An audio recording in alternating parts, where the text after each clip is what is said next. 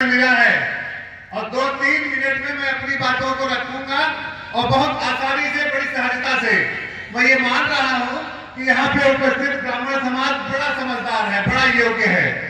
तो मंच पे उपस्थित राहुल यादव जी, राजेश यादव जी, विशाल यादव जी, रवि उपाध्याय जी, राजपुर सरोज जी जो विधानसभा के अध्यक्ष जी हैं, शिव प्रकाश विश्वकर्मा जी, तारा त्रिपाठी जी जो हमारी चाची है और हमारे विधानसभा से संबंध रखती है, जिला की उपाध्यक्ष है, माला शुक्ला जी यहाँ पे उपस्थित है, जो प्रदेश की नेता है, डॉक्टर विपिन मिश्रा जी है जो फतेहपुर से है, बड़े उद्योगपति हैं। आप सब यहाँ तमाम हमारे प्रभु सभा के लोग बैठे हुए, आप सभी का इस मंच के माध्यम से स्वागत करते हुए एक लाइन में बोलना चाहूंगा, कृपया करके इसे ध्यान से सुनिएगा।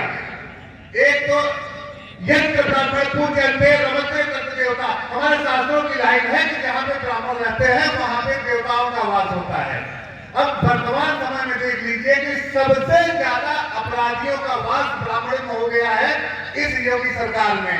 उन्होंने मान लिया है कि ब्राह्मणों में सबसे ज्यादा अपराधी विद्यमान है और इसीलिए उन्होंने सबको मारना शुरू कर दिया।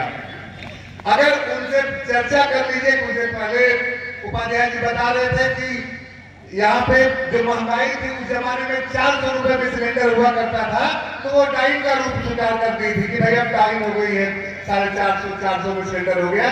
वर्तमान परिस्थिति 970 रुपए में सिलेंडर मिल रहा है रसोई का, और वो अब ये साली हुई है, सबको आपने बगल बैठाया गया है, भाजपा के मित्रों ने अपने बगल बैठा लिया है। तो अब चूंकि हमारे आपके अस्तित्व की लड़ाई आ गई है कि कहीं किसी तरीके से हम लोग अपनी रक्षा कर लें।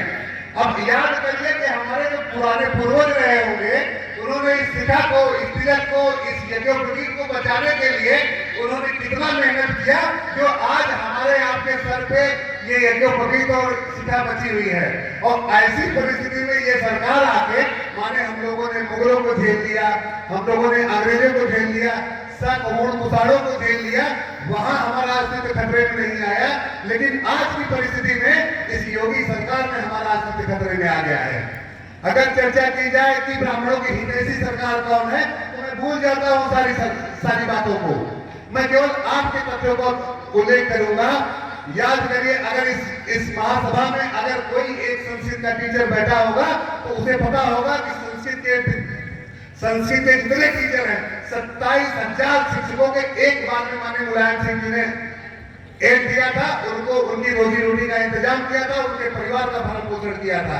तो क्या ब्राह्मण समाज इसको भूल जाएगा?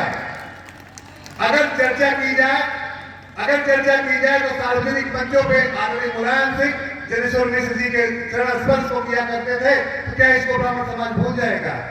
मैं चर्चा करना चाहूंगा हमारे भगवान विष्णु के छठे अवतार परशुराम जी के जन्म दिवस पे छुट्टी घोषित किया। किसने किया? माननीय मुलायम सिंह जी ने। और वर्तमान सरकार ने उन्हें महापुरुष घोषित कर दिया कि ये तो महापुरुष है और इनके जन्म दिवस पे या इनकी जयंती पे अवकाश नहीं होगा।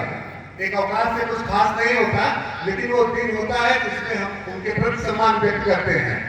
ऐसा नहीं है कि 15 अगस्त और 26 जनवरी को हम चर्चा कर लेंगे, हमारा आपका काम हो जाएगा। हम लोग अपने हृदय में रखते हैं, तो एक दिन का अवकाश सरकार देती है कि इस दिन पे हम लोग अपने उन पूर्वजों को याद करेंगे, उन सेनानियों को याद करेंगे, 15 जिसे राष्ट्रीय त्योहार घोषित किया गया है। तो उसी तरीके से एक छुट्टी हम लोग को दे दी गई। और किसी की बात न करते हुए मैं अपनी चर्चा करना चाहूंगा।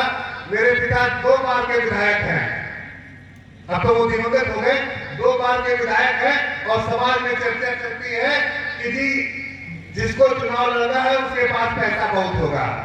सांस्कृतिक प्रकोष्ठ के कार्यक्रम हो रहे थे, तमाम लोगों ने इनाम अकराम दिया है।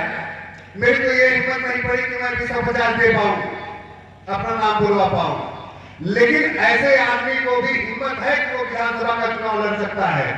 मेरे पिता को इसी पार्टी में 2 बार विधायक बनाया और 4 बार विधानसभा का चुनाव लड़ाया है। अगर चर्चा की जाए तो मेरे चाचा लखनऊ जैसे बड़े जिले के डीएम रहे, जिसके लिए दुनिया का तमाम पैसा लगता है। लेकिन जब समाजवादी पार्टी की सरकार रही तो मेरे चाचा इलाहाबाद, लखनऊ या ऐसे बड़े जिले जिसका नाम ले लीजिए, उसमें उन्हें डीएम बनाया गया और सम्मानित किया गया। अब हमारे यहाँ बहकाने वालों की बड़ी चर्चा है तमाम ऐसे लोग घूम रहे हैं जो कि हमें आपको बहका देंगे और कह देंगे कि क्या और बाबा लोग को देते हैं ऐसा नहीं जाते हैं। लेकिन अगर हमारे हित यहाँ सुरक्षित हैं, अभी चर्चा किया वेदों की, तो एक श्लोक हमें याद आता है, जन्मना जाते शूद्र संस्कारात् भवेत्।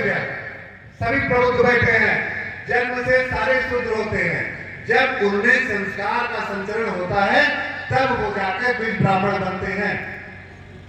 तो क्या किसी के साथ होने से अगर हमारा सम्मान बढ़ रहा है तो निश्चित रूप से मैं तो चाहूंगा ये सम्मान बड़ा सस्ता है। अगर कोई राष्ट्रीय स्तर का नेता हमारे किसी पूर्वज को पूर्वज मान लीजिए क्योंकि दिवंगत हो गए हैं, उनके नाम पे एशिया का सबसे बड़ा पार्क बना रहे हैं, तो निश्चित रूप से हमें समर्पित हो जाना चाहिए। समर्पण केवल अपने स्वार्थों के लिए नहीं, समर्पण इस बात के लिए कि क्या ब्राह्मण समाज यहाँ पे अपने आप को सुरक्षित पा सकता है। अभी हम आप जिनको सुनने आए हैं आदमी मनोज पांडे जी, क्योंकि अब चुनावी मौसम चला है तो बसपा भी प्रमुख सम्मेलन करा रही है, भाजपा भी प्रमुख सम्मेलन करा रही है, भाजपा तो तमाम ठेकेदारों को ला रही है कि ब्राह्मणों का आप ठेकेदारी कर लीजिए कुछ दिनों तक। आदमी सतीश चंद्र जी हैं, बड़े विद्वान आदमी हैं, बड़े उद्धत विद्वान हैं, लेकिन ये वही लगन की हाथी की तरीके से बैठा दिए जाएंगे पार्किंग में, जब वही जोरा लगाना होगा तो उनको सामने कर दिया जाएगा, जब चुनाव रहेगा तो उनको सामने कर दिया जाएगा। कहाँ सम्मान मिल पा रहा है हमें आपको। और अगर हाँ इतना निश्चित रूप से मैं जानता हूँ, एक मैं हल्की सी चर्चा हमें लगता है सब लोग सुनना चाहते हैं हमें, तो हल्की सी चर्चा में शास्त्र भी करना चाहूंगा। ब्राह्मण ने कभी दिया नहीं, सदैव दिया। अगर चर्चा की जाए तो एक बार जब देवताओं के ऊपर राक्षसों ने आक्रमण किया तो ऋषि दधीच ने अपनी हड्डी दिया, उसी हड्डी से 3 धनुष बने थे, एक सारंग, गांडीव और पिनाक जिसको भगवान शिव धारण करते थे। तो ब्राह्मणों ने अपने लिए दान दे दिया। और आपका तब्बत कुछ ऐसा है कि जब आपके यहाँ 60,000 लोग पहुंच गए और एक घोड़ा छीनने के लिए आपके ऊपर आरोप लगाए, तो 60,000 लोगों को केवल आपने अपने कमंडल से जल निकाल के छिड़क दिया और भस्मीभूत हो गए। तो माननीय मुख्य अतिथि जी आ गए हैं और इस बीच में कोई संगीत पूरा नहीं हो पाएगा, तो मैं चाहूंगा कि अपनी इस कहानी को पूरा कर लें। तो 60,000 लोग उनके यहाँ पहुंच गए कि घोड़ा तुमने ले लिया, हम तुम्हें मार डालेंगे। और उन्होंने अभी 60,000 लोगों को मारना हो तो बड़ा बंदूक बड़ा गोला खर्च होगा, लेकिन आपके पूर्वज ने केवल अपने कमंडल के तरहस से एक चुल्लू पानी लेके छिड़क दिया और वो भस्मीभूत हो गए 60,000। और उनका जब तक महाराज भगीरथ ने गंगा नहीं लाया तब तक उनका उद्धार नहीं हुआ। तो आप में तो ये कला है कि आप जन्म के समय भी अपना मंत्र बोलेंगे और मृत्यु के समय भी अपना मंत्र बोलेंगे। अगर आपको लगता है कि इस सरकार में आपके सम्मान का उल्लंघन हुआ है, अगर आपको लगता है कि पिछली सरकारों में, समाजवादी सरकारों में रंच मात्र आपका सम्मान हुआ हो, क्योंकि मैंने तो एक उदाहरण दिए हैं, तमाम उदाहरण आपके पास स्वयं पड़े होंगे, अगर आप चाहेंगे तो उसे निकाल लेंगे। तो ऐसी परिस्थिति में अगर आपको लगता है कि इन परिस्थितियों में ब्राह्मणों का सम्मान हुआ है, ब्राह्मणों के सम्मान को ऊंचा करने का काम किया गया है, तो निश्चित रूप से मैं चाहूंगा कि आप समाजवादी पार्टी और समाजवादी पार्टी की सरकार का समर्थन करिए। माननीय अखिलेश यादव को मुख्यमंत्री की गद्दी पे बैठाने का प्रयास करिए। और मैं जानता हूं कि अगर आपने बोलना शुरू कर दिया, आपने कहना शुरू कर दिया, तो समाज में एक सीधा संकेत चला जाएगा।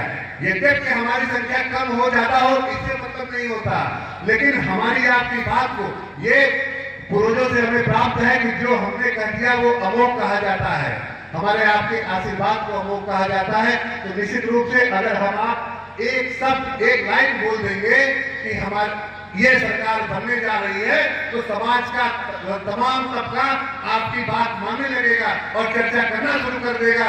पंडित जी कहते रहे एक मतलब कि अखिलेश की सरकार बनी। तो ऐसी परिस्थितियों में मैं आप तमाम विद्वानों से, आप तमाम प्रबुद्ध वर्ग के तमाम लोगों से आग्रह करना चाहूंगा आप तमाम लोगों से निवेदन करना चाहूंगा कि आप सब तटस्थ होके समाजवादी पार्टी के पक्ष में वोट करिए, वोट कराइए, जिससे एक मजबूत सरकार, टिकाऊ सरकार बने जो हमारे आपके हितों की चर्चा कर सके, जो हमारे आपके हितों की चर्चा करते हुए हमारे आपके हित का संवर्धन कर सके, हमें आपको आगे बढ़ाने का काम कर सके। माननीय प्रदेश अध्यक्ष जी आ गए हैं। मैं चाहूंगा कि एक बार आप सब लोग उनके आगमन पे एक बार अपनी करतल ध्वनि से उनका स्वागत करिएगा। यही हमारा माला होगा, यही हमारा श्रद्धा का पुष्प होगा उनके लिए। और मैं जानता हूँ कि ब्राह्मण को शिरोमणि माननीय मनोज पांडे जी, माननीय सनातन पांडे जी या तमाम उनके साथ तमाम जितने अतिथि आए हुए हैं, उन सभी का भाव आपके प्रति है। इसी वजह से आपने इतना समय दिया है, पिछले 4 घंटों से आपने इंतजार किया है सिर्फ इसी क्षण का कि वो आए, आदरणीय मनोज पांडे जी आए और आप उनके वक्तव्य को सुने। तो